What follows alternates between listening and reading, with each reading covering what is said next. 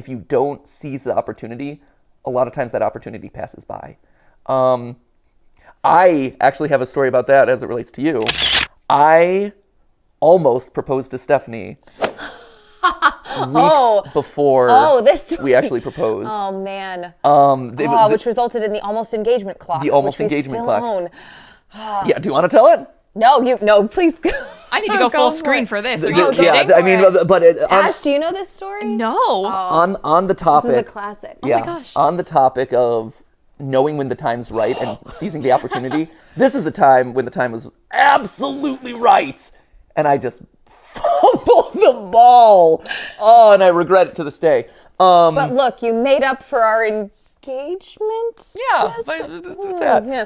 No, so basically, Steph and I were living in New York, poverty-stricken, just scraping by, and but Matthew saved up, like personally scrimped and saved to take me out on a holiday day. Yeah, I took Stephanie out on this really nice, like, wintry holiday day where we were going and doing kind of like a lot of stereotypical cute coupley things all around the city, right?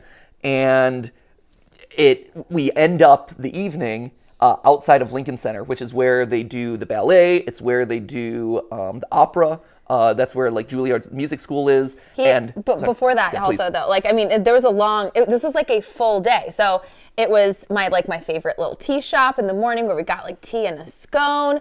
He took me ice skating in Central Park, which I don't think I'd ever been ice skating before, and it was like my first time ever ice skating. We went ice skating. We went to Dylan's Candy Bar, which was a thing at the time. It's not open anymore.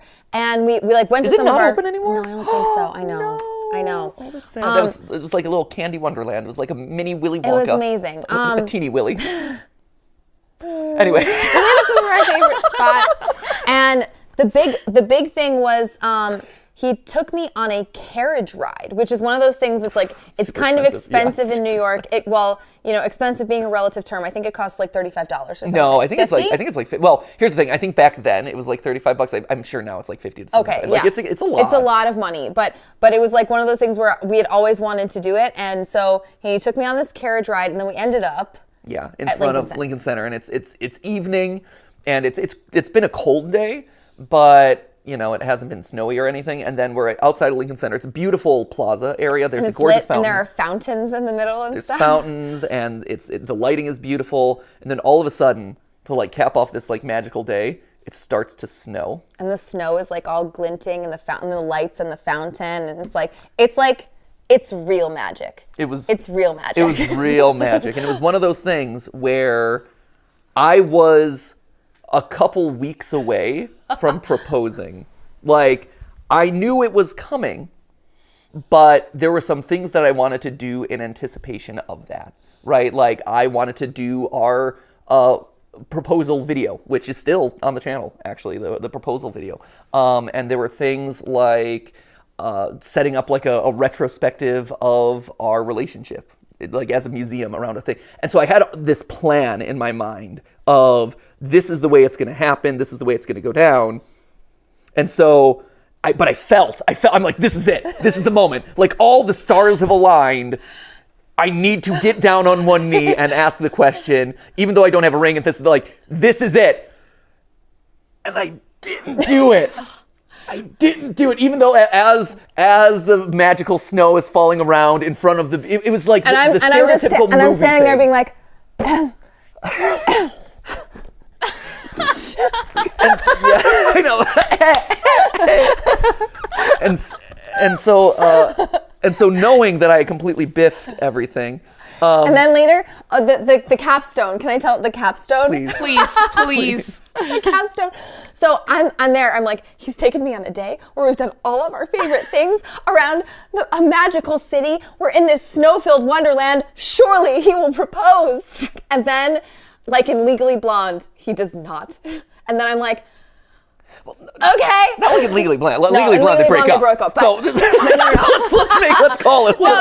But he didn't, and I was like, okay. And then we go back to our apartment, And our apartment, which is it's like it's a grad student apartment. By total dumb luck, it's like on the 19th floor, and it has this amazing view out over Manhattan, the Chrysler Building. You can see like the Empire State Building, all this stuff. It's an amazing pretty view. Good student housing. We're sitting down on the floor, and we're looking out the window, and I'm like, maybe he just wanted us to be like at home to propose. And so I'm sitting there, I'm like, so what's up? And then he hands me a box from Tiffany's. Oh, God. From Tiffany's.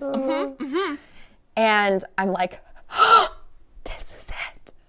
And so I open, even though I was like, we definitely can't afford Tiffany's. I have no idea what this is. And so I open it up, and it's a clock. A small tabletop timepiece. And I'm like, what is this? And he's like, it's a clock. And I'm like, why? and he's like, I know that you always admired the beautiful windows at Tiffany's, and obviously we can't afford anything from there, but someone gave me this clock once, and I thought you would like it. And that was the end of the day. Yeah, it was a re-gifted Tiffany's clock. Someone gave me randomly as like a Christmas gift. It was very strange. A graduation? I think the story was graduation. It was graduation. That's what it was. It was a graduation gift. That's right. They gave me this Tiffany's clock as a graduation gift, which was very nice of them, but also very random. Because college kids, they really need Tiffany's clocks in their dorm room. But no, it was very thoughtful, and so I held on to it and never knew what to do with it. But when Steph and I were living in New York, obviously you're walking up and down like Fifth Avenue and seeing all the nice stores and store windows, and you repeatedly said like, oh my gosh, like, the Tiffany's box is iconic and everything in these store windows are beautiful and this and that. And I'm like, so I had planned to capstone this day as like, I'm giving you this thing from Tiffany's, not realizing the expectations that I had set up on that day. Like, that was one of those, like, MatPat just being completely oblivious to everything. I feel like I'm more aware of, I learned a lot from that day. And one of them is, Carpe Diem seize the day, even though you might have the best laid plans, or like you have this idea of like how everything is supposed to go and fit together and this and that. Sometimes you just got to throw those plans out the window and seize the moment.